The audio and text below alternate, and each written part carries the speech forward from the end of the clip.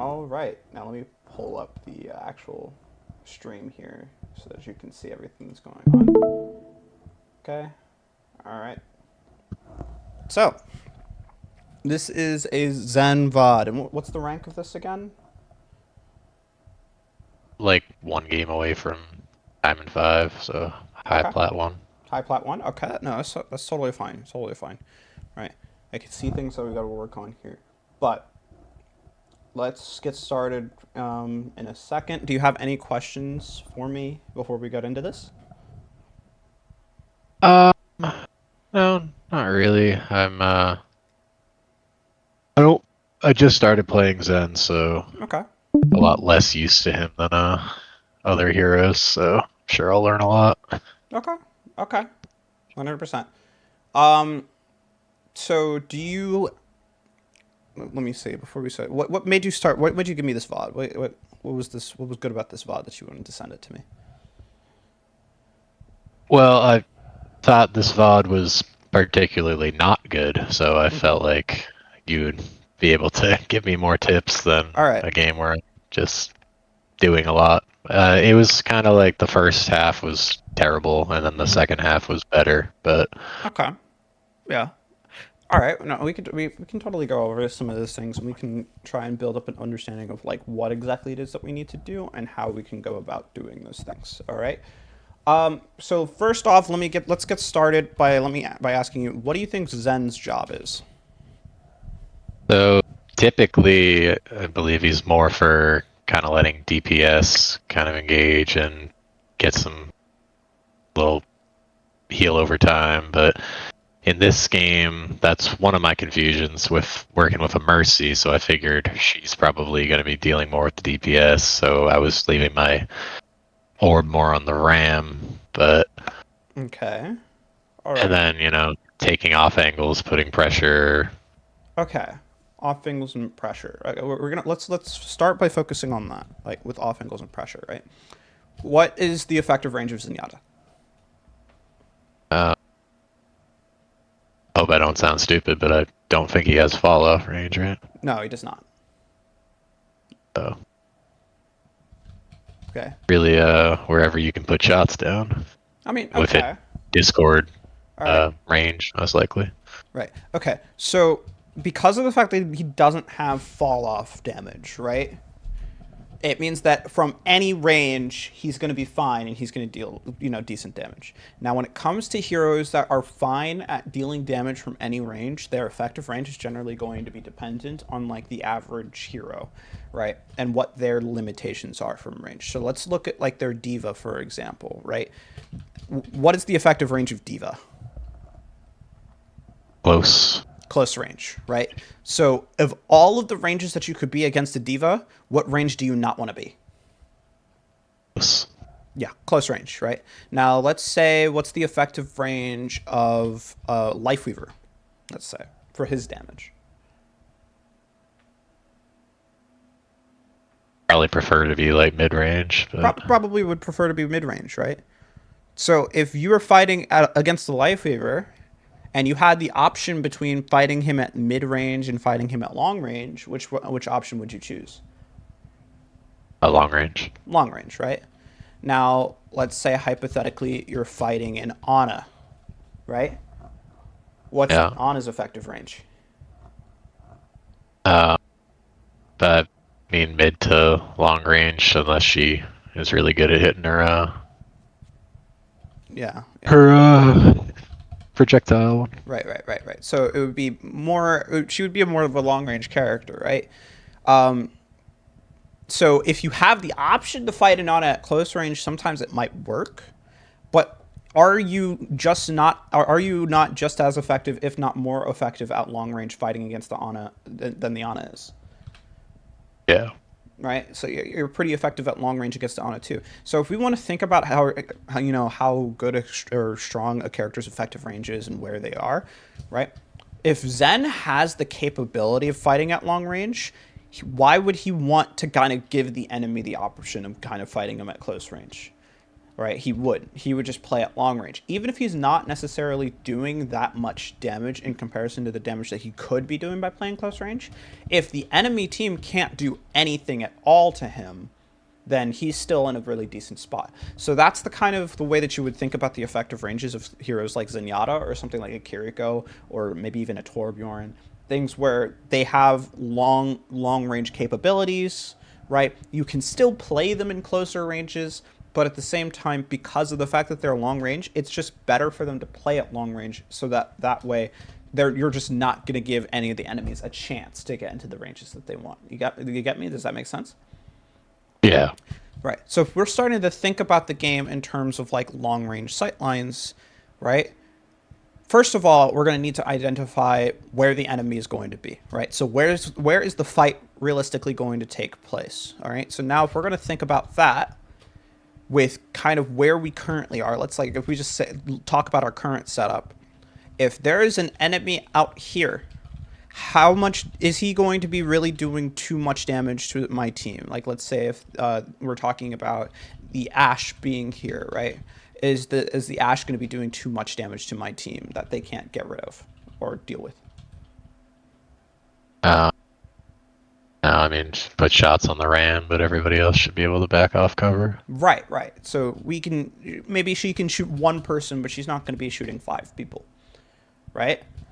So Yeah. if we're here, if the Ashe is here and the Ramatra's taking a whole bunch of damage, then he can just chill back here and then be fine, right? Now, let's say if the Ashe was right here, right, and she was shooting at your soldier, right? How many of your teammates are going to be dealing damage to her? Also, Everybody. like everybody, right? So wouldn't we like to kind of have a fight over here rather than a fight out here based off of our current positioning? Yeah. Yeah. So if we're going to identify what positions the fight's going to start from, it's probably going to be the spot where everybody's going to have LOS, right? And so that's probably going to be starting around here. And if we identify that as being the place that we're going to start the fight, then what that means is all I need to do in terms of my positioning is just find a long range off angle off of that position, right? So if I'm sitting right here, then that gives me that long range angle onto this position right here, or at least mid range. So this means that this is good positioning, right? Yeah. Yeah, right? If we want to poke at spawn for a second, and if I start playing back here, I can poke at spawn for a second, and then I can try and move up here and come back here and walk up by the time that they get back, and then finally be up here. But that might take a little while, so it's probably not recommended for Zenyatta to be down there because we're not going to be able to get back up to this position, which is a pretty strong one here. But I mean, you can still kind of go from here and then just kind of rotate down here into this area and just spam this way in the mid, right? So all we really want to do is kind of identify where the fight's going to start and then find a position that, complements our range that we can deal damage to the enemy, right? Now, let me ask you this. How much do you know about off angles? Sorry, can you hear me? I can hear you, yes. How much do you know about off angles? I mean, I feel like I know that they're fluid, and it just depends where enemies are positioning, where you're getting an off angle. It depends how many people are in the fight. But what do you mean specifically? Okay. What is the strength of an off angle? What's the powerful thing about off angles? Shooting people or putting pressure on people when they're distracted in another fight from a different angle that they aren't expecting. Right. So if I'm shooting at this soldier over here and then I get shot at by a Zenyatta, oh crap, I can't deal with both the soldier and the Zenyatta at the same time. So my pressure to this soldier isn't going to be going to the Zenyatta, and my pressure to this Zenyatta isn't going to be going to the soldier. So it means that I have to choose. I have to make a decision. Whereas the both of you guys don't have to make a decision. You just turn your attention down to this one direction and then shoot at me down this way, right? So it means that if I'm you and I'm deciding to play on an off angle, the reason I'm playing on an off angle is so that attention can be distributed between the rest of our team as opposed to being focused on the area that I'm standing in right now, right? So this is kind of the defensive, thing about off angles, right? But like, let's say I'm this, like the soldier's fighting the Ash right over here. And she's like, oh no, I need to get out of the soldier's line of sight. So I'm going to back up this way. Who still has LOS? Right? Yeah. You. So the offensive property of off angles is that it allows me to see different space than my enemy, than the rest of my team can see. Right? So my team over here has this line of sight and can see this space over here. I can see even more than that. They can see, back over here, which from my position I can't. I can see deep in here, which from their position they can't. So it allows us to control more of the map, be able to put pressure on different parts of the map space, while also simultaneously kind of defending ourselves from taking damage, that would be otherwise going into other places that we're not, right? So we're splitting up the attention from the enemy team and giving us a whole lot more map space that we can control, right? That's the kind of power of off angles. Does that make sense? Yeah, for sure. Okay, right. So when it comes to Zenyatta positioning, which we're going to be looking at a lot here, right? We're going to be mainly focusing on how we get our effective range against the enemy team so that we have more effective pressure on them than they do on us. And we're going to be talking about how we're going to be balancing that with getting off angles that allow us to control pressure, or have pressure on different sight lines and control more of the map, right? So that's going to be a big thing. Oh, and also, again, avoiding getting stuffed all in one tiny little spot and then getting hit by a whole bunch of damage that we don't want, right? So that's going to be a big thing. We're going to be defending ourselves with our range and with our off angles, and we're going to be using that range and those off angles to be applying a whole bunch of damage to the enemy team. On top of that, that's going to be the main thing that we're going to work on. On top of that, I do also want to look at two other things, which is going to be your micro on Zen, right? And most importantly, going to be how you're cycling your orbs, because that's a really, really big thing on Zenyatta. And then more importantly than that, I want to talk about attention, which is going to be a kind of a thing that's going to come up constantly in this, in this VOD, right? We need to know exactly where your attention should be, what you should be focusing on doing, so that you know exactly what to do and what to execute on that. So let me start from here, and we kind of start right here. Okay. So, looking at where your team is, right? Your team is kind of all stacked up on this tiny little ball, right? So, when, let's say, D.Va and Reaper come up to this position, right?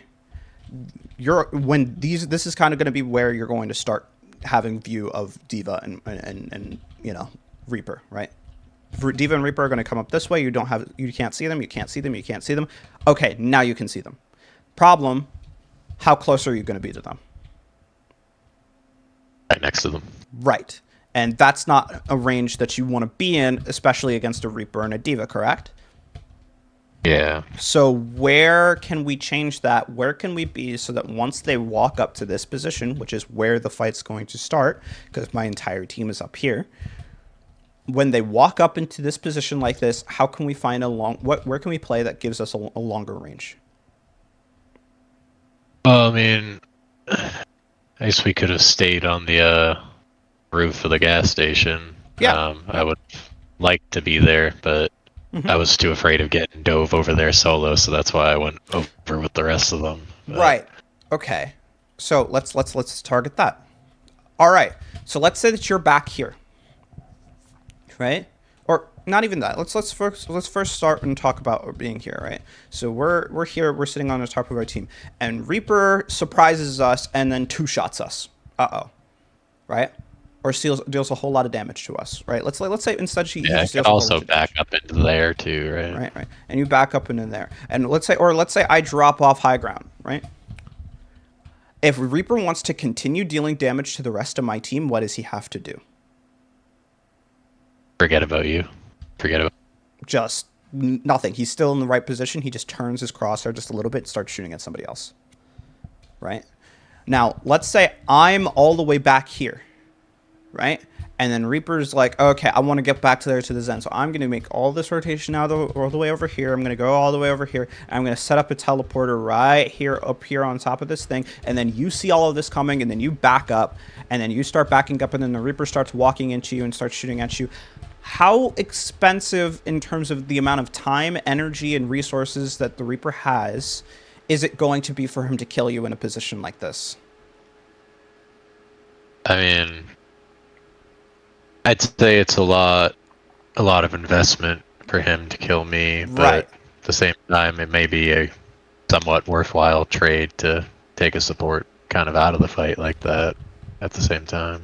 I'm not sure if that's makes sense. Okay, I think what you're kind of confused about to a degree is I think the misconception that you have right here is that number one, that dying is bad, right? Because dying isn't always bad, and I'm going to try and explain that why in a little bit. And number two, that your life is kind of worth a little bit more than it is, right? Now, let me kind of try and explain that in a way that matters.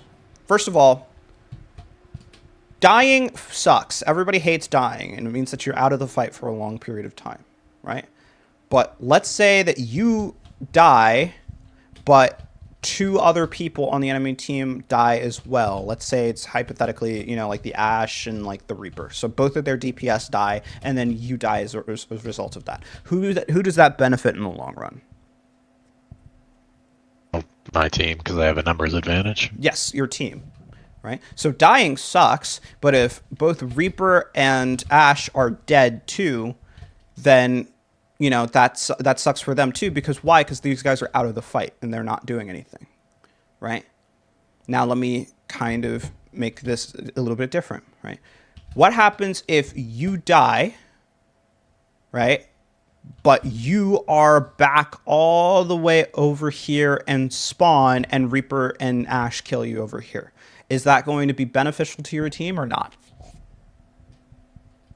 Yes, because they have to run back further to get back in the fight. Right. They're out of the fight for so long that they're not really doing anything. Okay, so now let's put it on a smaller scale. Let's just say that it's, just you against this Reaper again over here, right? But Reaper has to come all the way over here, start fighting you, start shooting at you, maybe, and still even risk dying, because the Zen can definitely still kill a Reaper, especially in a position like this if you're mechanically good enough, right? Take a bunch of damage, get the kill, and then end up back here. What does this Reaper now have to do to continue fighting the rest of your team? Walk up or exhaust another teleport. Right. So first of all, he needs to either, he needs to get healed up, because he's probably going to be low HP, right? So he needs to get healed up. He needs to, go down, get a mega or something like that, right? Or let's say that he gets healed up, right? So that's going to take a little bit of time. Then he has to wait for his teleport to come back, if he's going to use the teleport again. So that's going to take a little bit of time. Or if he doesn't use the teleport again, he's going to have to walk all the way up here, which is going to take a bunch of time. Or if he doesn't walk all the way up here, then he's going to just sit and wait, right, until he can find something, which is going to take more time. And in all of those situations and in all of those scenarios, he doesn't get to contribute into the fight for another additional period of time, right? And the reason why he doesn't is because he has to extend away from the rest of your team in order to be able to kill you, right? This is kind of how you think about survivability on Zen, or when it comes to your positioning on Zen. The goal isn't to not die. The goal is to make the enemy make a decision, right? Either don't push me, right, and just do something else, or push me and then use a whole bunch of resources doing that, or waste a whole bunch of time, right? This is going to be one of those positions that's going to cause them to waste a whole lot of resources and a whole lot of time to do that, right? And it's going to stop them from being able to do other things, like shooting at people in the face up here. This is being isolated is okay, right? As long as you can make sure that the enemy needs to commit more to get you out of, push you out of a space or kill you, then you need to, right? Then you need to commit to get value, right? So this is good. This is strong. Okay. No matter what the circumstances. Now, being over here, we already talked about how, bad this is because I'm just putting myself in danger. But then you're like, oh, well, at least I'm not isolated from the rest of my team. But that's also kind of a part of the problem, because if you're, right next to the rest of your team and the Reaper kills you, then he doesn't have to go far away at all to start shooting at the rest of the team over here, right? Or, hypothetically speaking, what if Ana is over here and she throws an anti-nade? Right? What happens to your team then? All over. Right. And this is, again, a part of the defensive property of off angles. If all of you guys are in the same space, all of you guys are going to be taking the same pressure. If you guys are in different spaces, they can only put their pressure and their attention and resources into one space at a time. Right? I mean, unless you're like Torbjorn or Symmetra or something, but like even then, there's limitations to that. So this is kind of the guiding principle behind how we're going to try to deal with this, right? We're going to make it really, really annoying and expensive for the enemy team to be able to do the things that they want to do to us, while making it real easy for us to do the things we want to do to the enemy team, right? And a part of that is being like, okay, where's the fight? Where's my long range angle? And I'm just going to pop myself here. Okay, now let's focus on this. And again, Reaper's in front of your face. Right, let me look at the Reaper here. Is it possible, if this Reaper has better aim, for him to just two-shot you right now? Yeah. Yeah. Case in point. Okay. All right, now I'm going to keep going back to you. Okay, and also, it kind of feels a little awkward to try and go and poke at people out here. Why? Because everyone's already looking at that place. So it means that if I peek a little bit too far, I might get headshot by the Ashe, I might get shot at by the Ana, right? Take a little bit of damage from this, take a little bit of damage from this, and it just feels really awkward, uncomfortable, and horrible. Right? You got hit with the sleep dart, you see what I mean? You got hit with the dynamite, right? You get it? Yeah. Okay. 3 HP. Right? Okay, now let's look at this. How comfortable does this feel for you? Huh? Better. Yeah. And there's... All right. Yeah, 100%. This just feels a lot better, right? You've got a long range angle, because your team's kind of controlling space on this side, right? Your Mercy's over here, right? So you've got at least a slight off angle, not perfect, but not poor, right? And so, but you're going to have the ability to do a whole lot of damage here. So now let's slow this down, right? And then let's look at how you play from a position like this.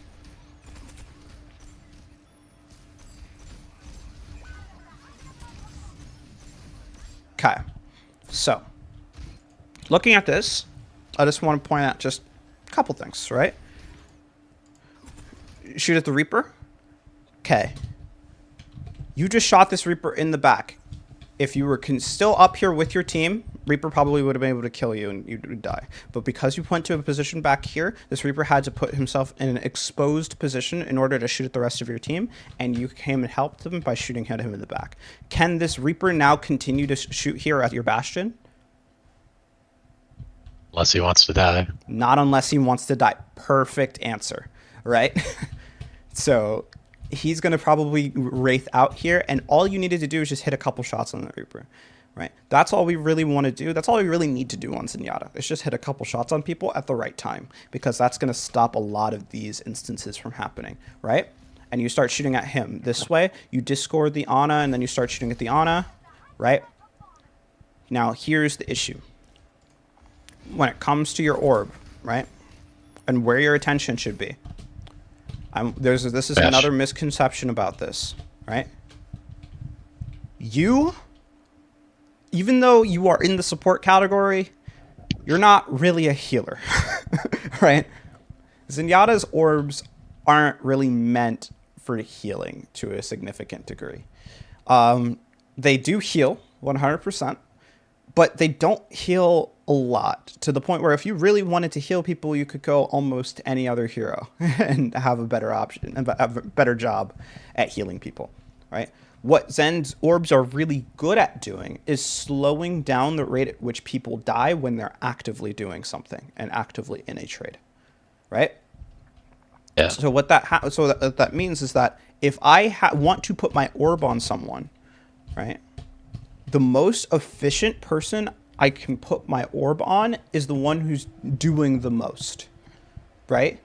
If I put my orb on someone who's doing a lot, applying a whole bunch of pressure to the enemy team, then it means that they can keep on doing that for even longer, right?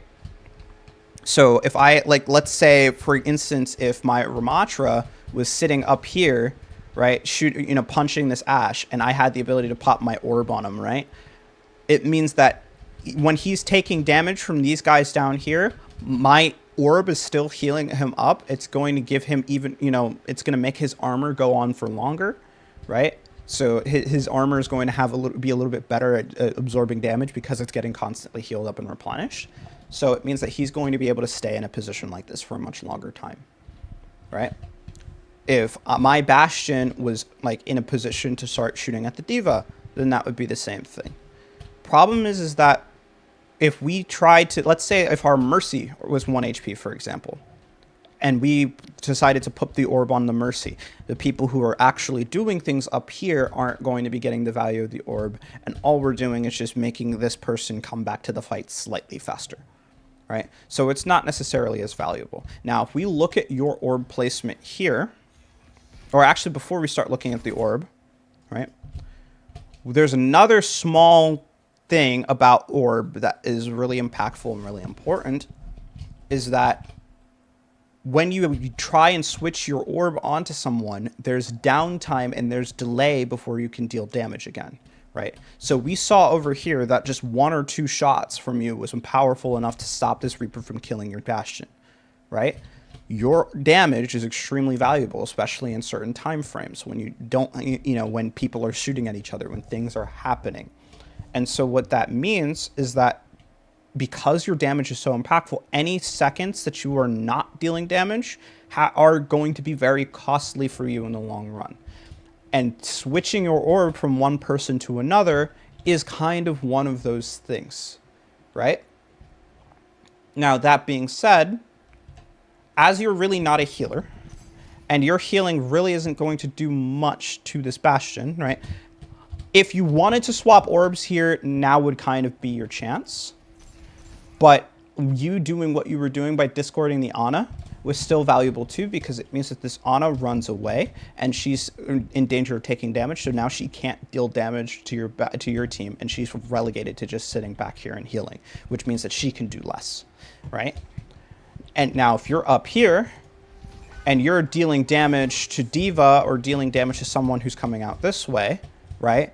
You're going to be minimizing the amount of time that they're going to be on this angle, so they're going to be doing less, right? All of those things are going to be extremely impactful, right? Even if, and they're probably going to be impactful to the degree that you don't necessarily, you probably want to focus on doing these things before you decide about focusing on, changing who is orbed up, who's healed, who's getting the healing, right? Because if we look at the situation, right? Now, sure, you probably could have put your healing on him now, and that might have done something. But if we look at where the Bastion was positioned and what damage he was taking from multiple different sources, no amount of healing from you is probably going to save your Bastion's life, right? In fact, honestly, your Bastion's positioning was absolutely egregious, and he deserved to die.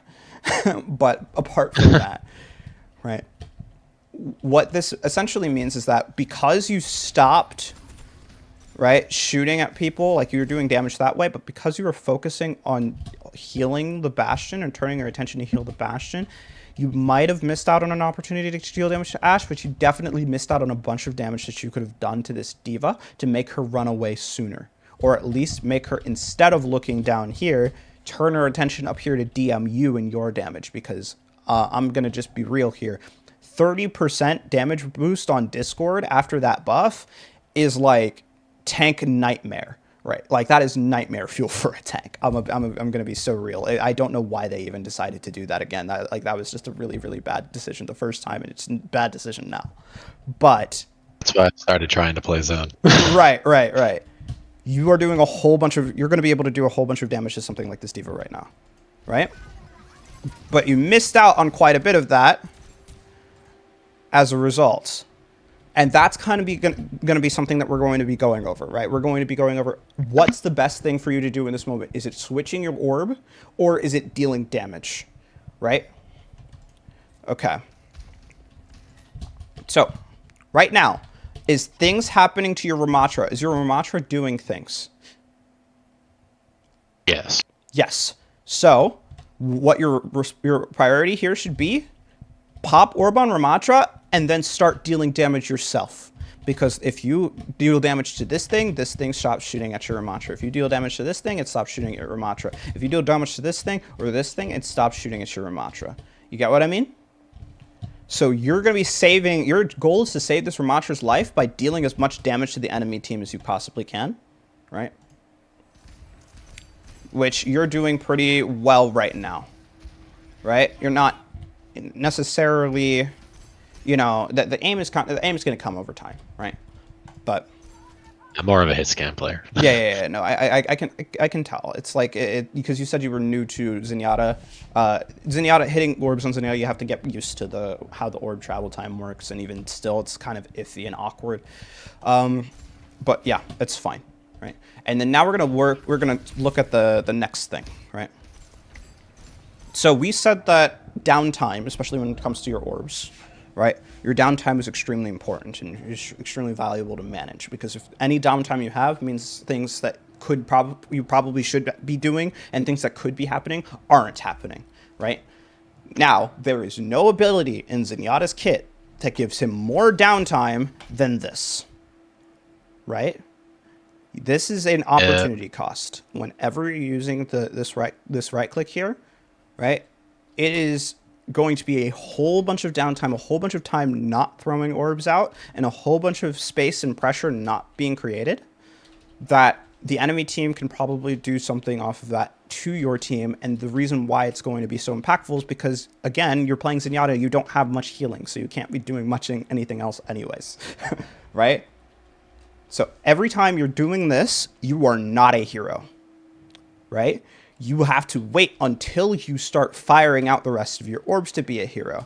So if you can get a scenario or a situation in which you can, take advantage of the times that you're not dealing damage in order to, like, if you kind of went out like this and killed 2 people with 1 burst, right? Then yeah, that would be crazy. But interesting fact with Zenyatta, his secondary fire deals about 40% the damage over time. As I'm pretty sure it was 40%. It was less than half the damage over time of just, spamming primary fire, right? Because it's the charge up animation, the fire time, and then the recovery that you also have to consider. So you're going to be doing a whole lot less damage, right? Now let me ask you this. In this situation right here, is damage really important? Can you still do a whole bunch of damage to a whole bunch of people right now? Yes. Right. So what should your priority be?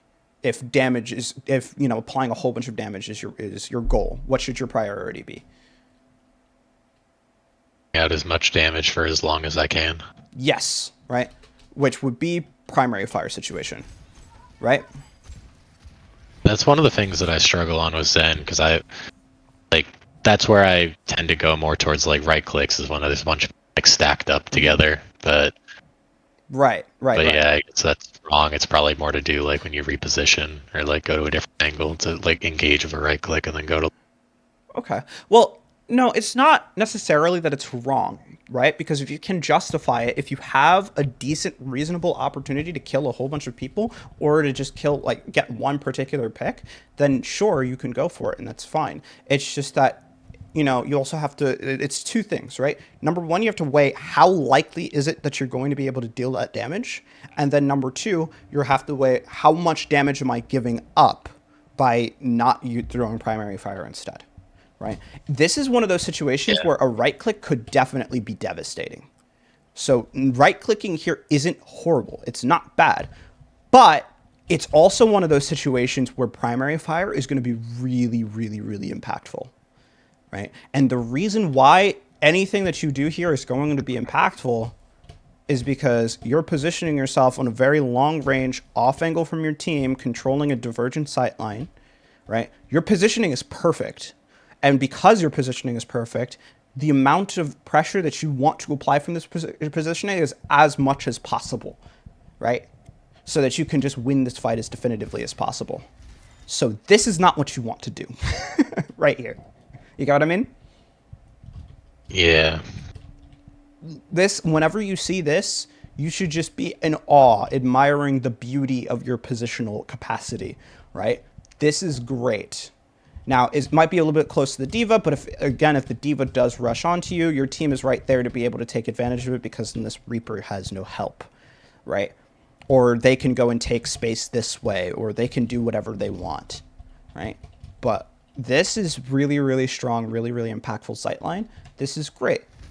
Don't compromise it and squeeze yourself back here in order to give that up, right? Because, you know, this is a very, very poor option defensively, and I'm going to ask you now, why is it a poor option defensively?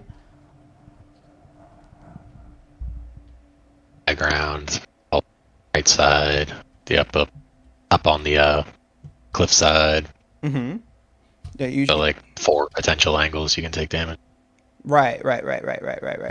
There's a whole bunch of different angles that you can take damage from, but most importantly, all of the damage that's getting thrown at your team is now going to go into you in a second. Right?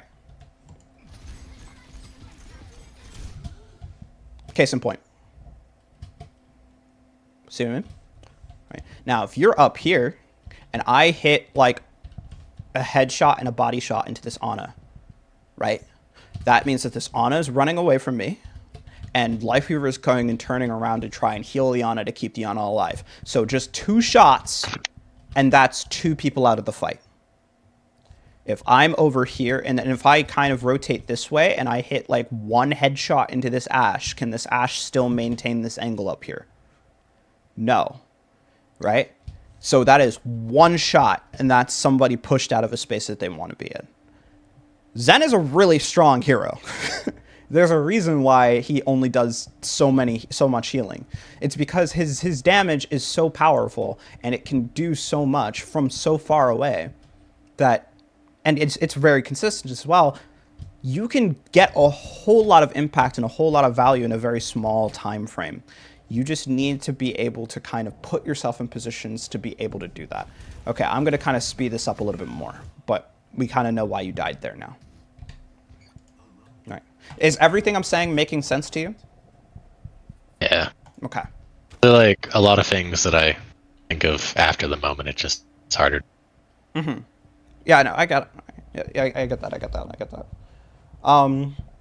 This is we're gonna kind of focus on trying to make your in the moment decision making a little bit better, and also kind of be able to make your understanding of what the things you were doing wrong, and why those things are poor, a little bit better as well and stronger as well, so that you can VOD review yourself kind of like while you're in the moment as well.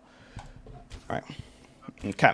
I say I've always been pretty good at like light positioning, but my like every scenario is. Okay. All right. Now let me ask you just this right here. Was that a good time to use a right click? I think so. Yeah. What were you gonna say? Said the door is just opening. People can get a shot in and just duck behind cover. Yeah. Right. So it's like they're not out here yet. They're not doing anything to your team yet. So you don't need to be a hero now, but you're storing up your power so that you can be double a hero later. Right? So this is fine. This is totally fine. Okay? Right now, what do you think you probably should be doing now?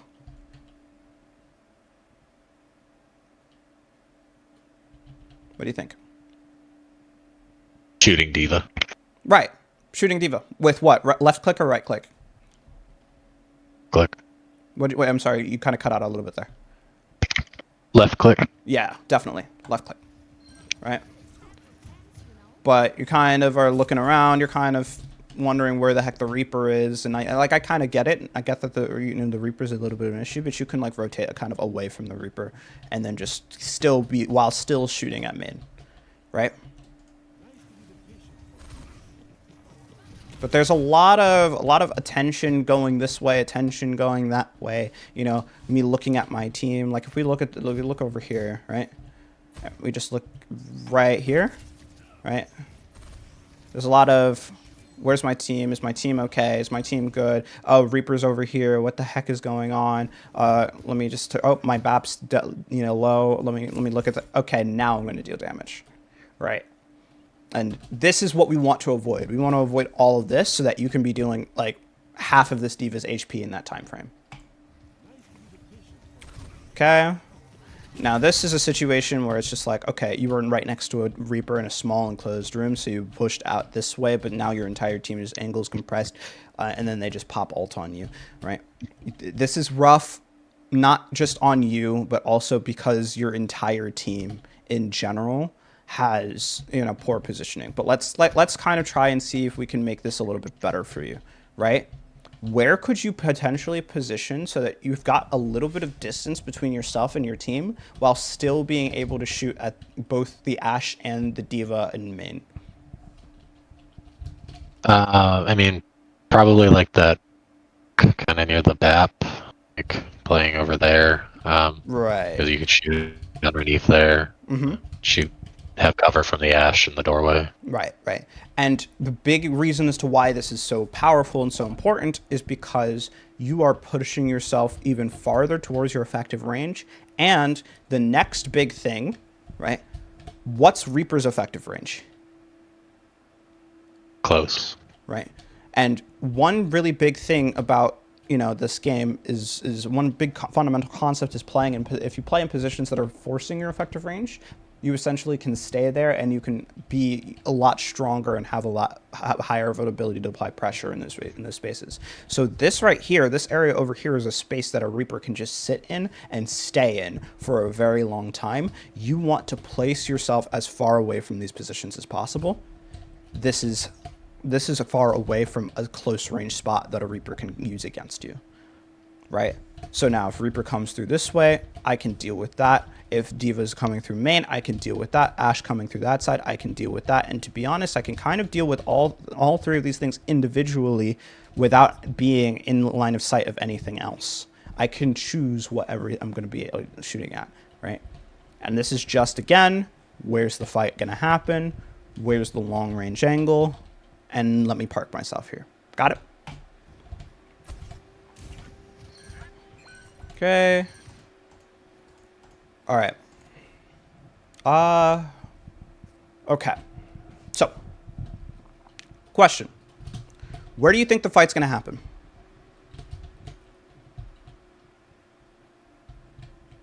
In roadway and whatever that building is called. Right, right. It's just going to happen. Sideline. Yeah, out here. Yeah. Out here, right? Or maybe just like out here in this general space, correct? So if the fight is going to be happening out here, right? Then what happens, like, does this give me kind of a decent long range angle into some different things, like a couple things? But you also kind of funnel yourself. Right, right. It does give you a little bit more of range into like people who are up here, people who are down here. Problem is that, again, you're all funneled into this small, tiny little gateway, right? And this is kind of a big reason as to why choke points are so powerful, because all of you are just funneled into one spot. They can shoot at you from multiple different directions, whereas you can only come through one, right? How do I get another long range angle on the enemy team while not funneling myself through that spot?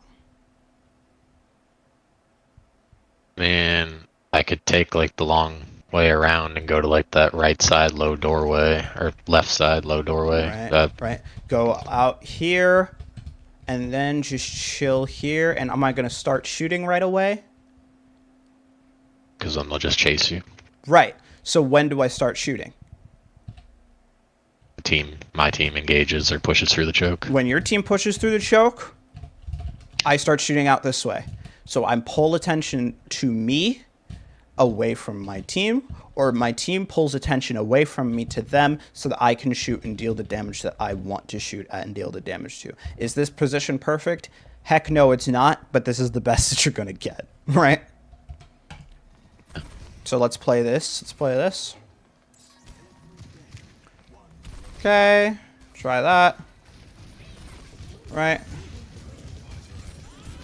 Right. Not best sight lines, not best positioning, but we eventually kind of get through. We had to pop ultimates to do that. We had to use a bunch of resources already. May had to pop wall to do that, so now she can't wall off Bob. This kind of sucks. We used pretty much 3 ults just to get through a choke. Right. We could probably use less if we had somebody down here. I don't know about the specifics of that because just one lone Zenyatta is probably not going to be a lot in terms of like how we're going to be able to break through a choke, but it's going to be better than nothing. Right. Now, that being said, right, you use this position, you take this position out here, right? Now, let me ask you this. Is this kind of a long-range position, at least to, you know, is this really kind of a long-range position that you're going to be able to apply pressure from people from? For now. I mean, kind of not. Like, D.Va's, like, right here. They can kind of just come up this way. But in terms of the positions that you had available to you off of the Transcendence, this isn't bad. Right? This isn't bad. Right? Okay. Now, you just died. Right? Oh, no, I died, and it sucks. Now, but the kind of the great thing about how you died and the way that you died is that you died having 2 people coming after you over this way, playing far away, like, you know, farther away from your team, pulling them farther away from your team. So now it takes longer for them to come back to your team. Now, your team was already done this fight, right? This fight was not winnable. But this is something that I want to kind of just illustrate that this is this is kind of an example of an expensive death, right? They have to, Ana has to come and push into this room. The D.Va has to push into this room, right? I'm still dealing damage to them while they're killing me. I die, but they're all the way back here, so they have to go and take all of the space back again. That's expensive enough. All right. Looked hilarious with myself just bended in midair. Like, oh, yeah. Come. Okay. So we're not going to go in touch point, right? So now let me ask you this. Yeah. Where's the fight probably going to be? By that box is probably where it's going to start in, where they go to turn the corner. Right, like over here, right? Around this area. Does that feel accurate to you? Yeah. Okay. Right. So what long-range sightline, and where could you position to give yourself a long-range sightline? Like on that high ground near the mega, probably. Right. You could just play up here. If they start peeking through that door, you can shoot through that door. If they start peeking through main, then you can shoot through main, and you can kind of have fun that way. You can also come down here and kind of shoot, you know, be a little cheeky going through doorway over here, right? You know, kind of like scooch up here if you have the capacity to, but mainly just kind of playing up here and being around here, right? So that's one of those things that you kind of have to practice. Where's the fight going to happen? Where am I going to be? Where's the fight going to happen? Where am I going to be? Right? And you get up there. This is nice. We like this. Right? Now you position yourself over here. This is a bit closer, but this is also fine. This is kind of the mid-ish to long-ish range that we kind of want to be fighting in. Right? Right? This is fine. Now, the reason why I didn't say to take a spot like this one is, again, similar to the kind of thing that we were talking about earlier when we were talking about over here, is that this is a space that is going to be really strong for a Reaper, and you're going to be playing right next to it, right? You're playing up here. This is also a space that's going to be really strong for a Reaper, and you're playing right next to it. You see what I mean? Right? Yeah. So this is dangerous. This is risky because you're opening up the opportunity for the Reaper to come in and push you and kill you. Now you do have the Baptiste here with you to try and make it a little bit better. But again, I don't necessarily like this that much.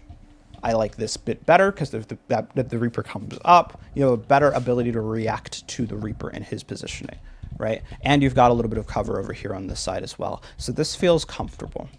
This feels a little bit dangerous. You got what I mean? Yeah. Okay. Now let's say that they didn't have a Reaper and they had a whole bunch of just long-range characters, only long-range characters. Could you take a position like that? Yeah. Like, what's going to push you, right? But if not, and if that's like something that you need, if they are going to have close-range characters that are going to come up and try and use this space, then playing a little bit farther away from that space is probably a good idea. Even if you can't shoot as much, you're just making sure that you cannot die, right? Okay, rotated out away from that. It's fine. And I like this because you're doing a whole lot of damage out here, right? Whole lot of damage. Even if your aim isn't necessarily perfect, you're doing a whole lot of damage. You're hitting a lot of shots. You're forcing the supports to pay attention to healing people rather than dealing damage themselves. And we kind of like this. What I don't really like is like you kind of dropping off this high ground. I don't know if this was intentional or not. What, do you know if it was? I can't remember, but Okay. I do sometimes fall off of spaces. All right, yeah. I always unintentionally kind of fall off some spaces too, especially on Zenyatta. It's kind of hard to tell, right? A lot of the time, especially with these like tight little. I think in the moment I'd have thought that the Ash went up there with the Life Weaver and that they were just going to shoot me from the pedal. But Right. And if that's the case, then like you kind of have this cover over here, and you can kind of sit on top of this, and you can try and be using the cover that you currently have, right? If you didn't think that this cover was enough, I would understand the drop. Like if they kind of came over from this side or they just climbed up here, like I would understand like even deepening this way or dropping off. But they didn't do that yet. They haven't gotten to that position yet. So I think that that's something where you can kind of, think about. I'm not going to bully you for that one though. Like, it was reasonable. It's understandable. So why you dropped? But now that you dropped, where are you going to? hope that I try to go to the semi truck. But Right. This is good. This is good. This is good. What's the problem with this? downtime. Right. Not only downtime, but this sight line is not as strong as this sight line. You get what I mean?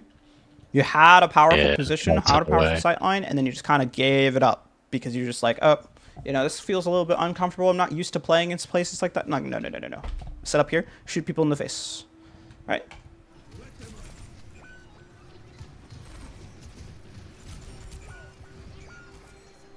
Okay.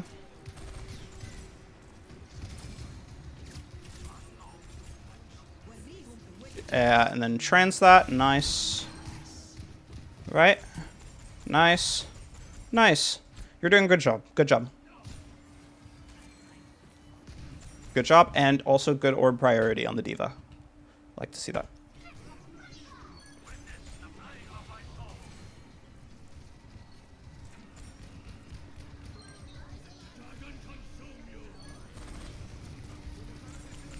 Okay. Now, there was a lot of downtime right here, right? Where it's like, okay, we start shooting at things. We stopped being able to see things and shoot at things, right? So now this is, again, once you have this downtime, this is, again, where you should start thinking, where's the fight going to be? Where do I want to be? Okay, answer it. Go. Probably just move back up to where I was before. Right. Up here, probably even deeper up here, maybe. It depends on how close your team is. If your team gets closer, then sure, you can be up here. If your team doesn't get closer, then I would just stay up here, right? They're going to start getting closer, though, so maybe up here, right? You know what I mean? Yeah. So then this allows you to start shooting at people once you see them, and then be able to shoot at this and this and this. Because right from where you are, you're getting closer there, sure, but you don't have that nice high ground position, right? And even still, in order to be able to see the rest of the back line, you're going to have to put yourself close, and you don't like that. You don't like that. Right? Okay. Nice. Now, this is the issue the main issue I was like talking about, right? Yeah, I knew it as soon as I jumped off. Right. No, it's not the jumping off that's the problem. That's not where the first problem comes from. You're shooting down here. You're doing a whole bunch of damage, right? Right? Yeah. What's this issue? Right. Probably just be shooting the Ana instead of boarding the Right. Diva. Right. Shoot the Ana, then maybe shoot the Ashe later. You turning your attention away from the area which you're applying damage to just switch your orb is not great. Why? Because the enemy's already in damage mode. So you need to be in threat prevention mode. You need to stop this guy from doing this. You need to stop this Ana from doing this. The only way that you're going to do that is by shooting, and especially the fact that you're turning and looking for your Diva in the line of sight of the enemy team. That's why these guys get to jump on you. And that's because you took a whole bunch of damage from the Ana, you're taking damage from the Ashe now, right? And that's how you die here. Instead, shoot them, deal the damage. If they start doing the damage to you, then you back off, right? And then maybe you drop, if necessary. But make them have to earn that. Don't just give it to them. Okay? Where's the fight gonna happen? Where do you think? Cart. Yeah, probably around cart, probably around where this is. Now let me ask you this, where are you gonna be? I can either go stairs where they're at, or I could probably go up to semi, but a little less safe If they are. Yeah, if the fight's gonna be happening maybe like here, around the box area. right? If the fight's gonna be happening here, right? Right, fight's gonna be happening here, and I sit up here. Is this a bit close? Yeah, probably. Right. Especially with the cast on high ground, so probably around like the boxes over here. Right. If I sit here, to be honest, still kind of close. I mean, it's not bad, but can be better. You want to know what position's really, really good? Right here. You want to know where you are? Right here. Right there. Right. So a big part of asking yourself this question is also understanding when you're already in a good position and you don't need to move. Right? The fight's going to be happening here. You know it's going to be happening here. So then just stay here because this gives you the long range sight line. It means that you're safe and you can apply safe damage and safe pressure. Right? This is nice. We like this. We like this. If you can, yeah, you can't really, I would just look to make sure that you can just like, you know, apply pressure elsewhere without being in Bob LOS. And then if not, then I can go back to Bob LOS. Just making sure. Right? So I don't know if that was a stupid idea. I was trying to just get Bob to keep looking at me so he wasn't shooting people in the back, but yeah. I can see that, and I probably should say that it's a dumb idea, but I do it all the freaking time, so right. I mean, yeah. I'm saying this. I used to be. I used to be way long time ago. I used to be a big Zen one trick. Right. That's how I first got GM. Yeah. Actually, it was one tricking Zen. And yeah, I would do stupid stuff all the time, like stupid stuff like that, stupid stuff like going into their back line, close range, trying to like shoot somebody in the face, and then transing out back to my team, right? I mean, at that point when you're thinking about all of the stupid stuff that you could possibly do, just like look at if you just need to look at the situation, right? Where it's like, is there any real risk of you dying here? Not really. Is there any real risk of my teammates dying here? Kind of, right? Like, they're still in positions to be taking damage. So, you know, taking some of that damage away from my team might be okay in this instance, right? I don't necessarily think that this is a bad idea. This is just definitely something that you're not going to do all the time, right? Right? Okay? I like that, right? Love that. And then we do some damage this way, and then damage this way, and then you're doing great. You were doing great. Okay, where are we going to be? Perfect.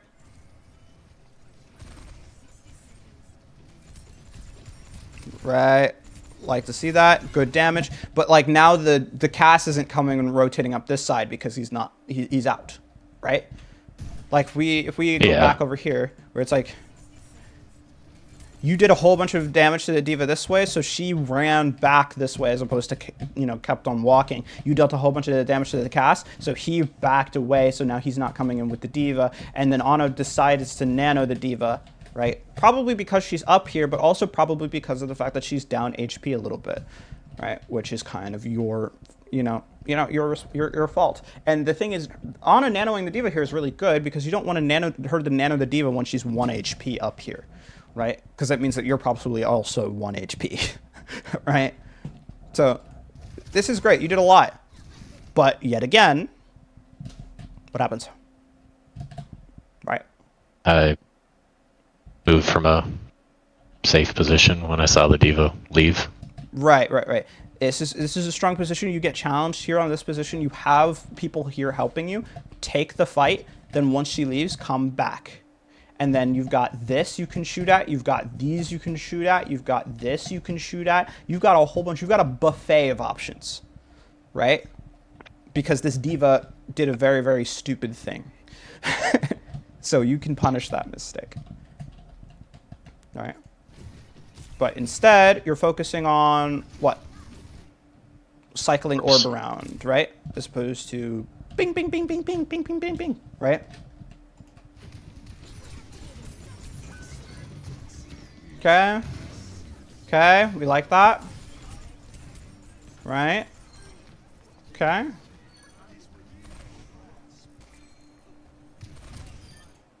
Okay, nice. Okay, took a bunch of damage. Again, don't drop off, just go behind the cover. I messed up my timing with the float perk. I meant to float over there, and then I just dropped. Oh, you meant to like float back? Okay. Yeah. Right. But even still, like floating back here, this is just like the cover's right here, right? Don't overkite. Don't kite more than you need to. The cover's right there. Right? Okay. Hit your shots. Nice. Nice damage. Nice damage. And we're going. We're golden. We're golden. We're golden. Okay, let's keep going.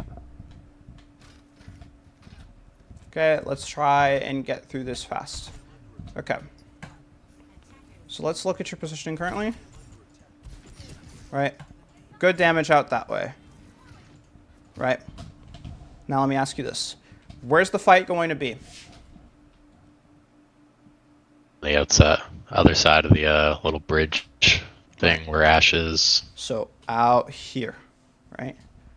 Okay, so where do you want to be? So in this scenario, I would say probably towards the health pack by the like rock outcrop. Right. Like go like here, shoot at Ash. Here and then around the corner there. Right. Shoot at the Ana, shoot at the D.Va, shoot at the Life Weaver. Right. And swing out this way. Right. And you can kind of see why, because it opens up that long range angle, that wide angle. Right. Right. Now, from here, though, once they start backing up like they did just now, where would you go?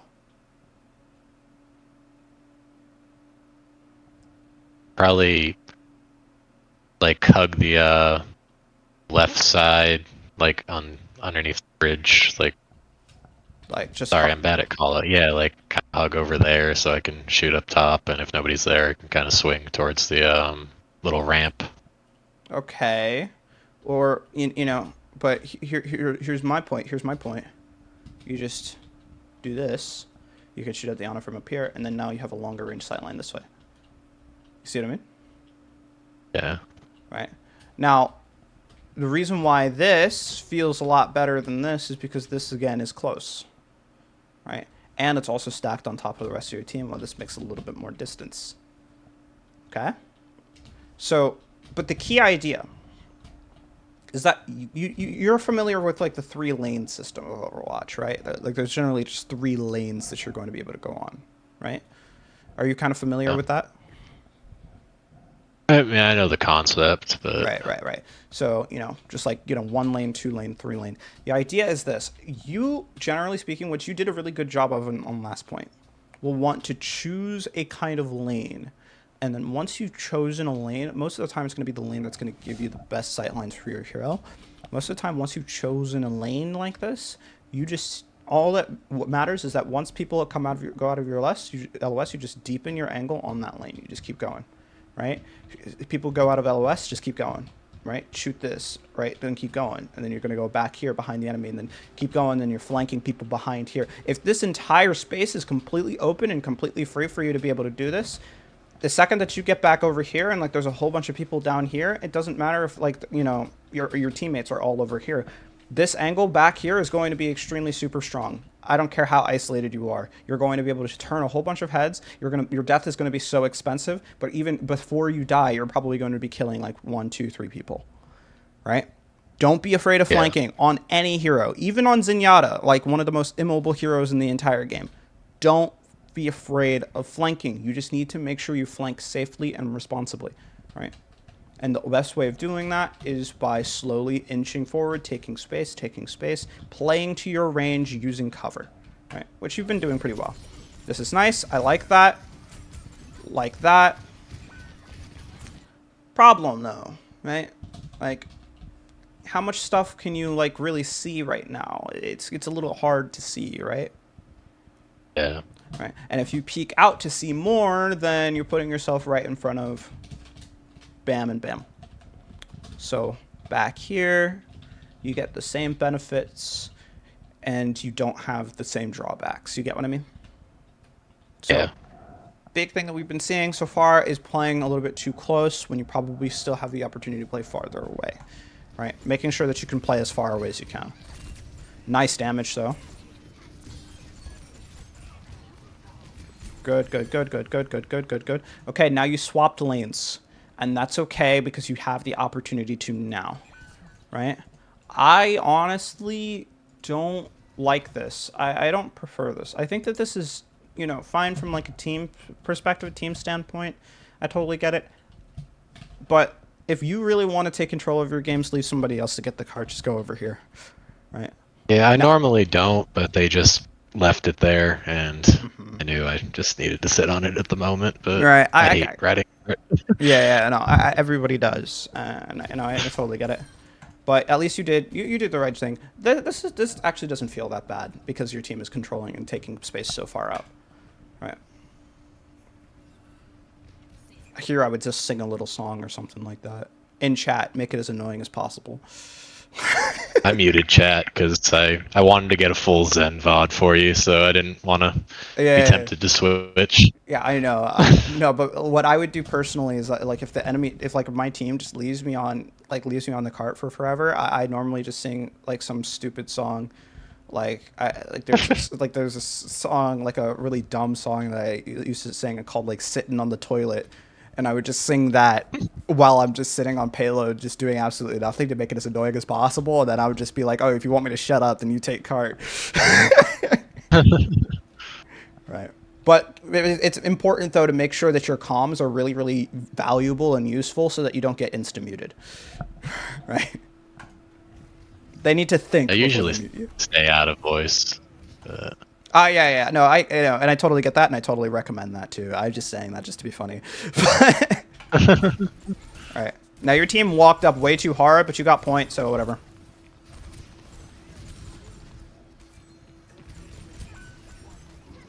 Okay. Now your positioning here, honestly, really good. It's not perfect, but that's because your team sucks. Sorry for saying that.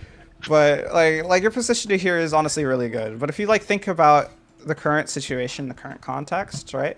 And you have the option, where do you think the fight is going to be? If I angle it this way.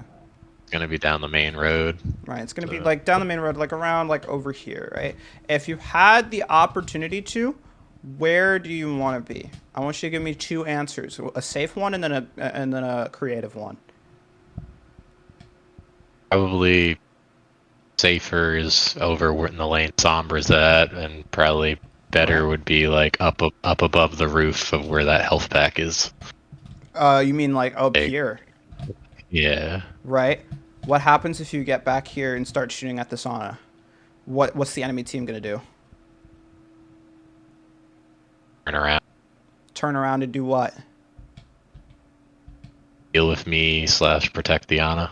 Right. So what happens if you get Moira to fade up here and D.Va to run up on you? What's going to happen to you? Probably dead, but No, you're you use not. cooldowns. No, you're not. If you look up into the top corner of your screen, what button do you have that's glowing up there?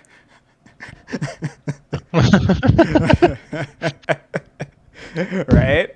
Right? How valuable is it to get D.Va, Moira, and Ana all looking at you, pushing away from the choke point, right? While Reaper is still in setting up and doing his own thing. Very, extremely, definitely worth an ultimate. You get all of them back here, they get you to 1 HP, you pop ult, say sayonara, and watch as your team just walks into them and walks straight through them.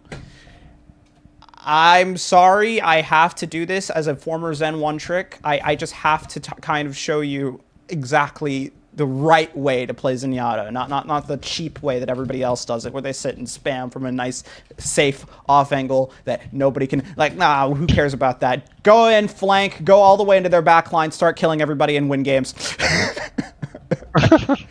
Right. No, but, okay.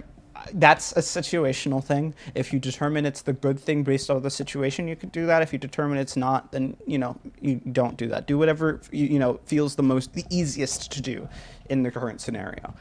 That's just something I would do, right? I'm also an idiot. So, you know.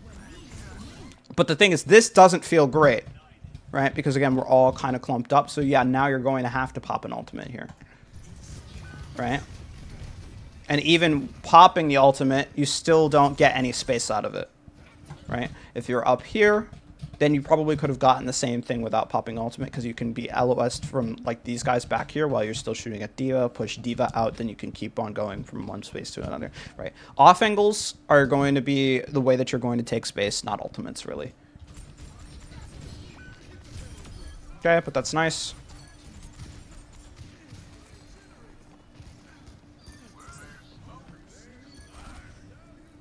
Okay, you're sitting on cart. I'm still singing my song. Okay. All right. Now, I know that you aren't able to get up here, but, you know, or get realistically anywhere in particular. But I just have a question. Just a question. Where's the fight going to be? Obvious answer. Right, give me an option. Down by the door / the choke point when they're coming back. Right, the same one that we got stuck at. Okay. Now let me ask you this. I'm going to ask you, where do you want to be if you could be anywhere on the map? Like, if you could just teleport, right? Anywhere on the map. I want 3 answers. When I'm playing, like, Kiri and Juno and Bap, I want to be on the roof. Right. But... Okay, roof. Right? That's one. And I want one more reasonable answer, and then I want another really creative one. I would say to, like, where those stairs are, and there's, like, that key outcrop over there, like, back towards where the spawn will be from going to third point. Like this thing like right over here. Yeah. Right. Okay, congratulations, you found the creative one. I like this. I like this. And the reason why: cover, angle, range, right? And then make sure that your teammates are there. Okay, and then give me just one more pretty safe one. Just kind of like up on the ramp on the right side, so I'm safe from the choke spam and kind of go over, shoot down here. Shoot down here, and then you can just like float over here and then shoot at choke and whatnot as they come back this way. So that's fine. Right. Okay. Problem is that this feels awful, right? This feels awful. So, and another problem is point as to why this feels awful. All right. D.Va bomb clears out all of the space out here. If you were kind of up here, chill, you're chilling, you're fine. If you're kind of over here, you're chilling, you're fine. If you're up here, you're kind of screwed. But you know, it is what it is. I like this rotation from you though, because like you saw the D.Va bomb, your options were kind of forced, so you decided to come over here and just like walk into people and into people's face and start shooting at them. You want on Zenyatta, you really want to play at long range. But in situations where it's kind of like all or nothing, going into if you're going to do this, you might as well just go straight into people's faces and just kick them to oblivion, right? Like, just shoot them right in the face and kick them into oblivion and then just kill them. Don't even worry about strafing side to side. Your hitbox is the size of the sun anyway, so you might as well just, like, walk at them in a straight line, right? This is good. This is really strong, right? And you still live that. Okay. Oh, now, again, where do you want to be?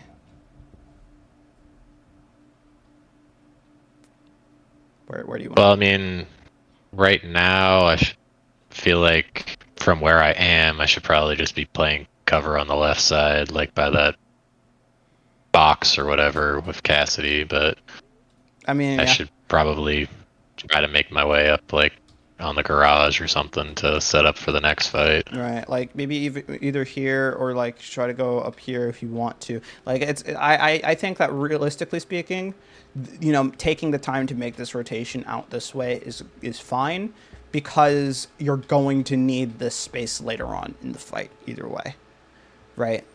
So it's just going to be so powerful that like giving that up is going to be you know, annoying. If you try to kind of play over here, Reaper and D.Va are just going to gut you. If you try to kind of play in main, right, you're just not going to really get anything that strong of a sight line, not really a strong position, right? So you might as well just like do this, or if you can kind of rotate up through here and then back up and then around, or if these guys are occupied, just go right through here and then walk up this way, right? But this is, you know, actually not as bad anymore because you've got Cass with you and you're kind of supporting Cass on this side. It's just still risky, right? So you got to worry about, you just have to worry about that, right? Right, like case I was in point. trying to spam for heals and that was my fault, but I tried to just go in and make a play with Cass. But... Yeah, yeah, and that's at that point, like it's reasonable that you could, but you also have to think about like what your options are from there, right?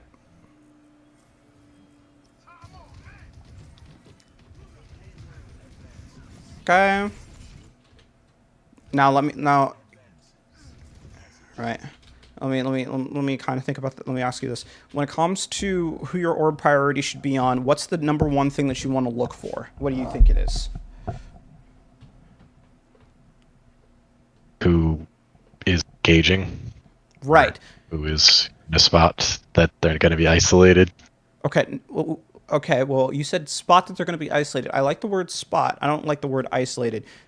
How do we? Well, like if Cassidy was like up on that high ground over there, and he was like in a spot that like he could keep doing stuff, and like Bap couldn't heal him as well. I could put an orb on there so he can kind of self-sufficient. Right. So if he can keep doing stuff. So if anyone is in a spot where they're going to be in an aggressive position, they'll apply a lot of pressure. So if this is an aggressive position because it's close to the enemy team and this allows him to keep doing a lot of stuff, so you put the orb on the cast to allow him to do more stuff.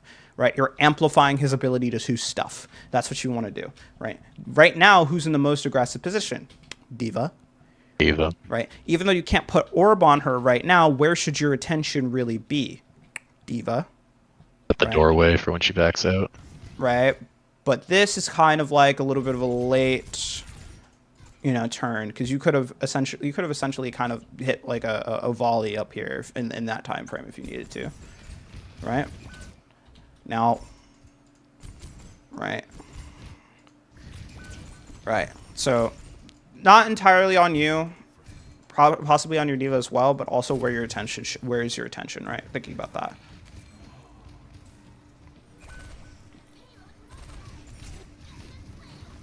Okay.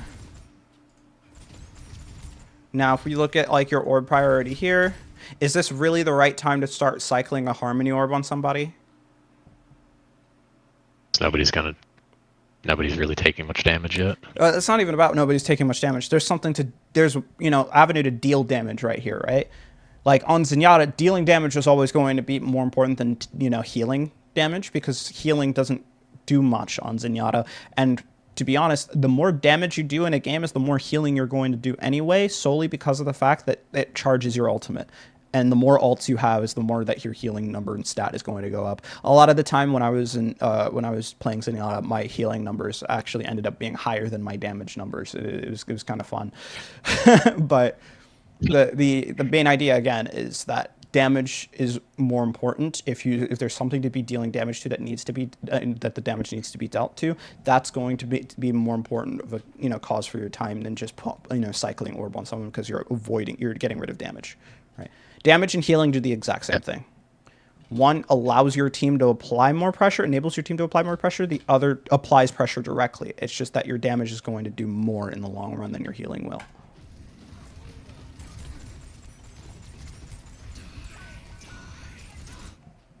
Now, let me ask you this, right? These guys are taking a whole bunch of damage, right? Should your healing orb have been on one of these people?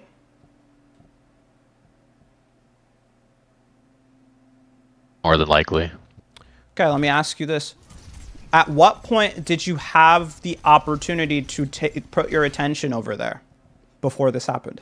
About like 4 or 5 seconds ago. I wouldn't have said that, right? Because what are you is your orb doing something powerful and impactful right now?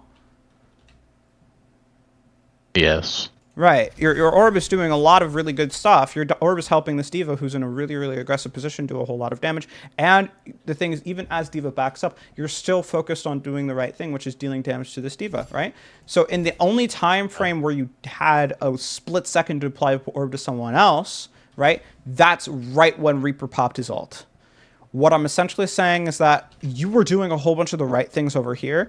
Even though this kind of happened, there wasn't really an opportunity for you to do anything about this, right? Because you were already doing something that was just as impactful. Stopping this D.Va from being able to like walk in and, maybe even help the Reaper out here is going to make this Reaper easier to kill if it's possible to do so, right?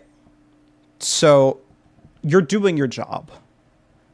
It's just stuff happens, right?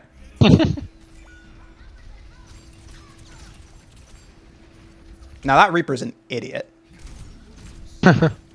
And the fact that, okay, so this is dumb. You just missed your shots. Realistically, like that Reaper should definitely have been dead. Like that was bad. But you missed your shots. I don't care about missing shots. I'm not going to coach you on your missed shots. Don't worry about it. Long the idea was right. Okay, again. Push this. Right. Now, let me ask you this. This is going to be a little bit of an awkward one, right? Let me rewind it a little bit over here. Okay. Where do you think the fight is going to be? I mean, right now it's kind of going to be where we're at until we can break through. Are you really sure about that? I should think about this. Think about this. Right. Okay. Well, I mean, with where they're positioned, the fight can kind of be where we want it to. Right, kind of. But, like, if we look at this, where's Ashe and D.Va? Ashe and D.Va are right here, right? Right? Okay. Where's Ana? Right? Now, Moira and Reaper are coming through this way. Sure. But if we're talking about where the majority of their team is set up to be able to fight, it's going to be right here. Right? They've only got... Now, again, we have the benefit of being able to see through walls, so there's that. But imagining that we'd already had wall hacks beforehand, number one, stop it. Competitive integrity of the game is great. Number two, right, where, like, this Reaper is kind of up here alone. This Moira is over here kind of helping him, but, like, at the same time, the fight's realistically going to be over here. Right? This is where most of the enemy team is going to be. Most of the power of the enemy team is going to be. Right? Reaper's kind of alone over here. Now, if the fight's going to be happening over here and maybe behind this cart, where would you want to be in this fight? Well, in this fight, I feel like this area is better for now, because any other way, I'm probably going to have to be in a closer area, right. Isolated. Right. Okay, so if the enemy team is back here and the fight's going to be back here, where would you kind of hope to be positioned? Where is your dream position? back there, I'd probably want to go up through the left hallway and then try to get up on that high ground that Reaper deleted those people at.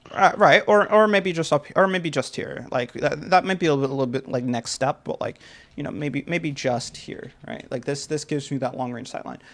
What's the problem though? What's wrong with that sightline right now? Why can't you take it? Guns. Right, like shotguns, yeah. Reaper, Moira, here, stopping that from happening, right? So, what are you gonna do about it?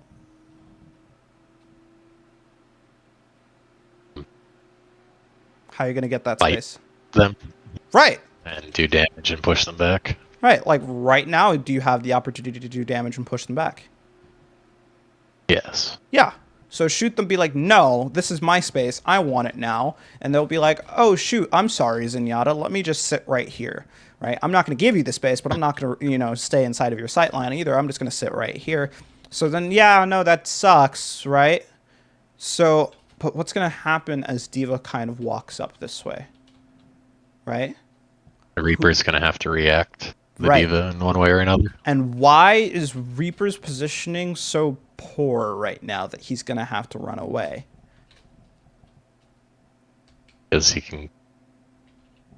Well, he's kind of cut off from heals outside of a Moira orb, and he can take damage from multiple areas. Right. The thing is, he, in order to stop you from being in the positions that you want, is playing really, really far forward. Right? This is too far forward. Yep. This is bad staging on the Reaper's part. Why? Because if all of our team decides to just walk directly onto him, his team can't do squat. Right? Now, if the Reaper was staged like back here, then all we would need to do is rotate some people through here to clear out this Reaper, and then you would have the angle that you would want. Right? Now, obviously, you're not playing on a coordinated team. At least I'm not talking. I don't think so.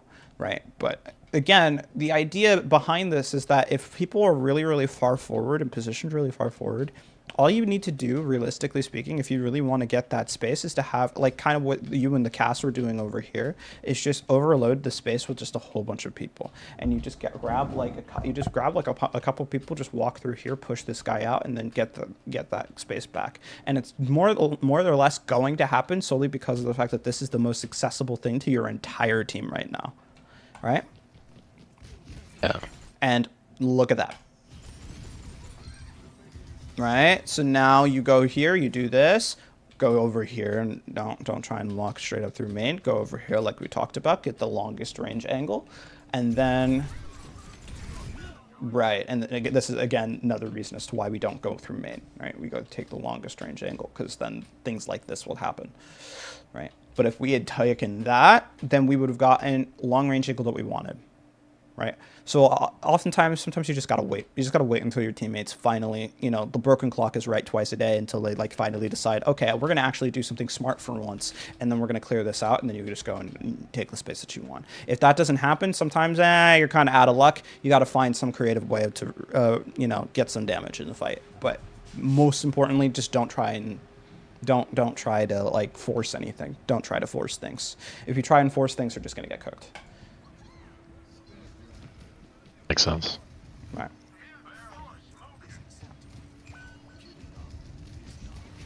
Okay, and damage, and ooh, oh. Damage. But again, from main, and we didn't see Reaper, we don't see Dynamite, and we just got cooked. And this is just, why you should probably not shoot through main, number one, and number two is we probably should shoot when your team is actually there, right? So making sure that you're timing when you're peeking.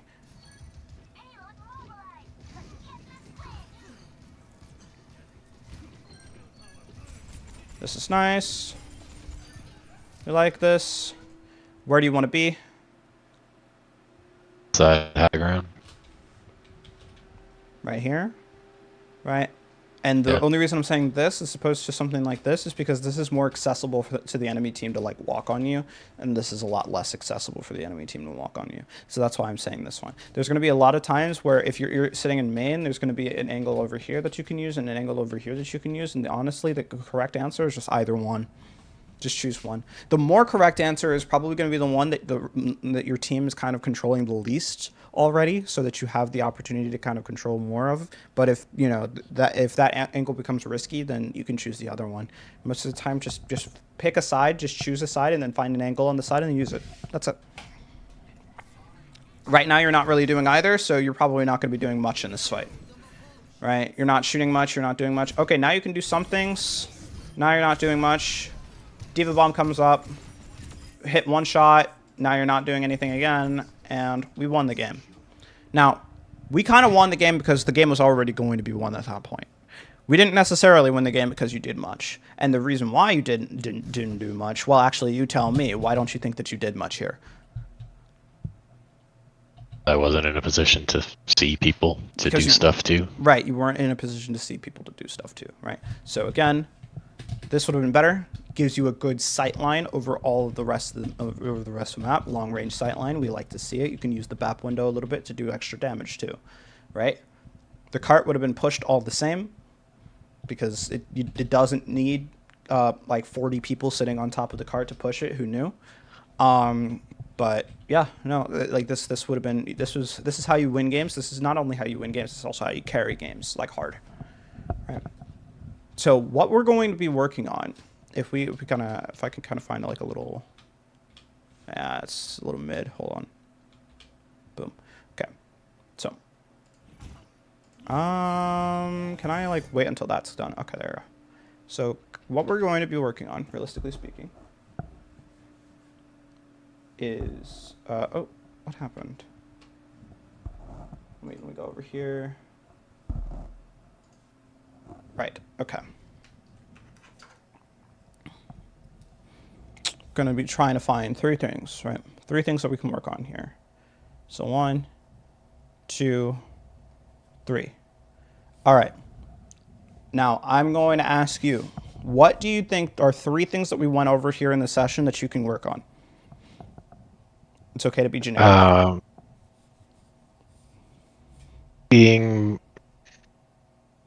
Trying to think of the words to say it in, but not worrying about orb cycling during opportunities to do damage. Right. So most importantly is going to be I guess damage uptime, I guess. Yeah. We can say damage uptime.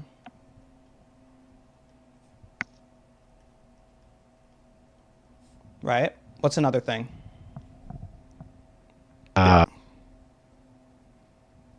I mean, I would say like more fluid positioning, I guess. Right. Yeah, okay. So I'll say okay, hold on.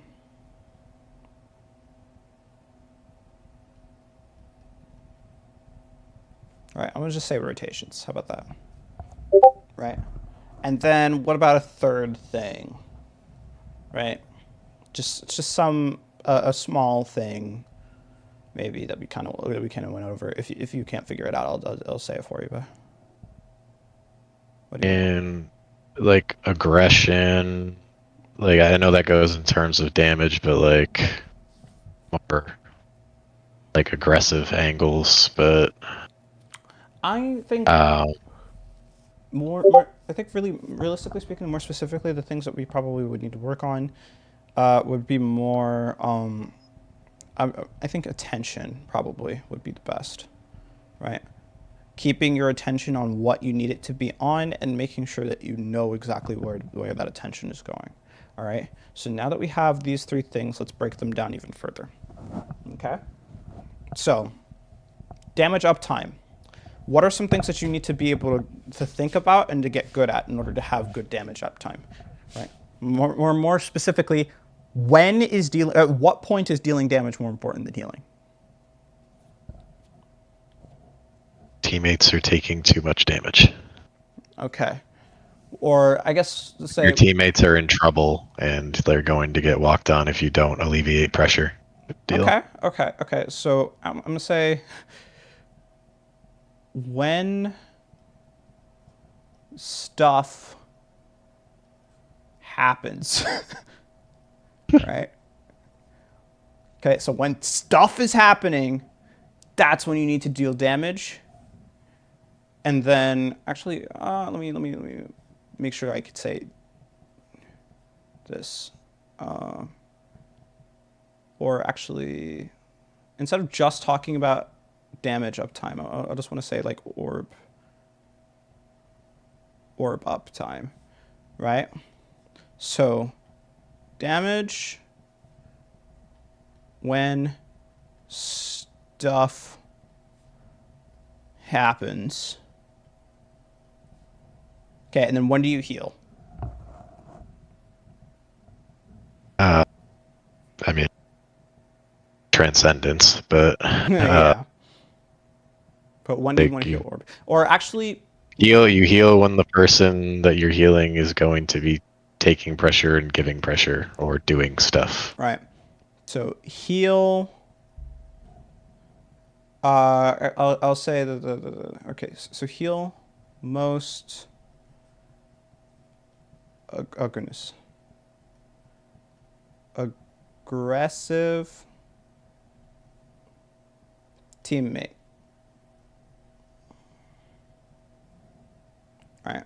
So this is the orb stuff that we can work on. We can work on those two things. Now when we talked about the rotations and we talked about positioning, right? What are the things that we talked about and how did we break that down?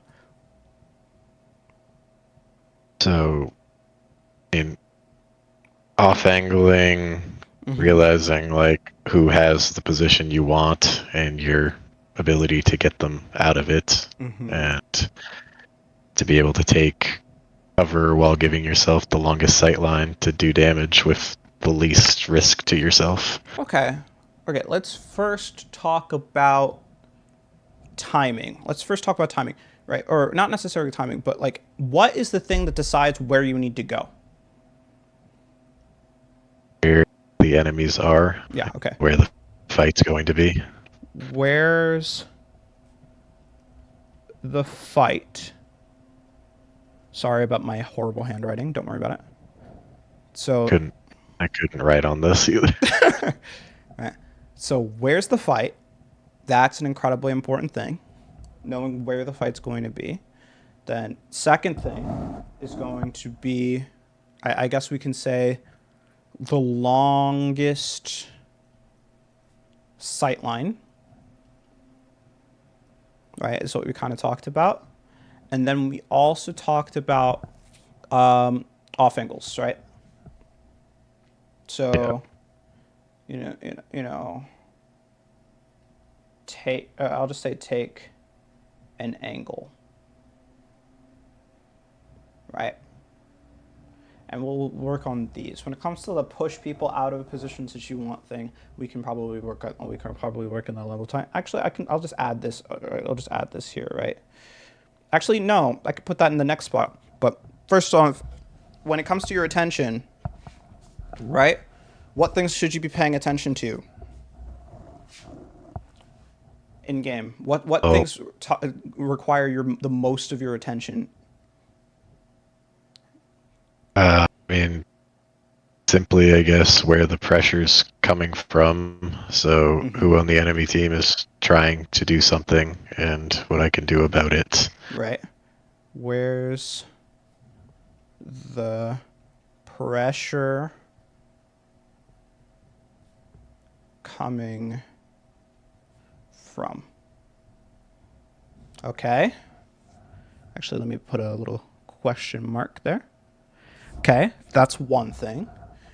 Now, there's another important thing that we were talking about, like when we were talking about the diva and why healing the diva and dealing damage to the enemy diva was more important than the Reaper and the Reaper ult across the map. I don't necessarily think that I broke it down too well in terms of like what we need to do. I'm going to try and explain it a little bit more. Is that number one, we were already doing something, right? So it's already in front of us. Focusing on what's in front of us, right? And number two is going to be the fact that it was right there. It was close, right? It was close and it was on our angle. So we need to make sure that we are focusing on what's right in front of us and what's close, right? what's in front of you and what's close. Right. Okay. So these are going to be all the things that we're going to be working on and things that you're going to need to be practicing, right? I'm going to tell you that as you get, if you get, smoother at doing these things, you're definitely going to get out of platinum. It's going to be, it's not going to be hard, right? Not only is Zenyatta a lot more stronger now, but he's also kind of one of the supports that actually have carry potential. So you're going to have a little bit of an easier time with this than, let's say, if you were playing Brig, right? Or maybe even like Mercy. So yeah, definitely easier than Mercy, right? Now, when it comes to all of these topics, I've kind of written them down. Do you have? Are you going to write these down? Do you have? Are you going to take a screenshot? I just took a picture of my phone. Okay. Okay. Great. Great. That's great. All right. So we're going to be focusing on learning these topics again. When it comes to looking at these topics and kind of understanding what these things are and where we're going to go with them. Focus on one thing at a time, right? Only one thing at a time, and don't try and focus on more than one thing at a time, right? You want to, the longer we keep a focus, or 100% of our focus, 100% on attention on one thing, the longer, the better that we're going to be able to absorb the information, and the faster we're going to learn it, right? So let's say one game, I'm going to literally just focus on, for that one game, putting my orb on the most aggressive teammate, the teammate in the most aggressive position. Like, so I'm going to say, okay, this game, I'm just going to focus on putting my orb on who I'm going to put my orb on, who's my orb on, who's my orb on, right? I'm going to tell you this, like I tell everybody else, when you try and practice these things, you are going to suck. And the reason why you are going to suck is not because of the fact that you are bad. It's because all of your focus is going on to doing one thing and it's not going on to doing the other things that you need to do, right? So what I'm going to say is that it's okay to suck, embrace sucking, right? But we're trying to put as much focus on what we're trying to practice as possible. If we do suck, we can just take that as like a sign that our focus is in the right place, right? Try to do one thing at a time, and work on that. If we're talking about the thing that's going to give you the most value, I think that focusing on your rotations is going to be much better, right? Focusing on where's the fight, where's the longest sight line, where's my angle, and getting really fast at making those rotations, identifying where those places are going to be, and making those rotations and moving them there, right? Just that alone is probably something, and getting really really strong at that skill is probably going to be something that's going to get you to high diamond at the least, right? Especially on a hero like Zenyatta. So making sure that you're really really good at that, really strong at that, and playing to your range, that's right. That's the big deal. That's the big thing, right? Next thing that you can work on is generally going to be, maybe I would probably work on your orb uptime, because that's a very big part of Zenyatta as well, right? And then we can kind of we can also work on where your attention is going as well. After that, again, you're never going to get perfect at any of these things. No one's ever going to be perfect at any of these things, right? Not even pro players are going to be perfect at this. So just work on something, right? If you get bored of it, just say, okay, I'm just going to work on something else, right? Generally speaking, Yeah. I like to make it one game of like, okay, I'm just going to focus on doing this one thing this entire game, right? And then sometimes, I'll just be like, okay, I don't think I can put as much focus into this as I can, right? Or maybe this game isn't necessarily perfect for me to practice this. Then I'll just say, okay, so for the first 3 fights of this game, I'm going to work on making this, and I'm going to do it perfect, right? I'm going to do it amazing, impeccable. And then after those first 3 fights, I can just cut it off and just do whatever the heck I want after that, right? But as long as we keep a whole bunch of focus on practicing that one particular thing, or it's going to get way better, and it's going to be a lot more faster, a lot more immediate. Okay? All right. Any questions? Yeah. Um, no, I mean, it was really informative. feel like it was helpful because I've climbed to like low to mid diamond before, like Mm-hmm. playing like Kiri, Bap, Juno, and Mm-hmm.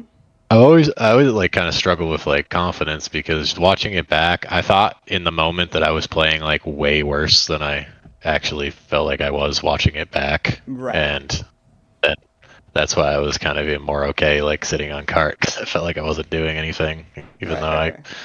was not nearly doing anything perfect, but doing more than I thought I was. Yeah, yeah. And I'm gonna be honest with you. Most of the time, it's the other way around for a lot of people, right? They're thinking that they're doing like way better than they actually are. So I mean, I think that for you to kind of be like, oh man, I didn't think I was doing that well, then watch it back and be like, well, actually, this wasn't a bad game from me. I think that that's a really good thing. That's a really strong thing. And I'm going to be real. You definitely were a contributing factors to the reason as to why you won that game, right? And not just a small one. So I'm going to congratulate you on that. You played this game really well. You can play it better. Here's some things that we can do to make it better, and just work on these things, and we can, hopefully that this will kind of work for you. If you ever need, more than that, right? You can just kind of come back, schedule another session, and we can just look at everything from there, right? But I hope that this stuff helps, right? And I hope that this works out for you, right? I'm gonna end the I mean, recording cool. here. So, if you wanted just to say goodbye to everybody. Thanks for anybody who watched this far. I appreciate it, and thanks a lot. All right, peace out.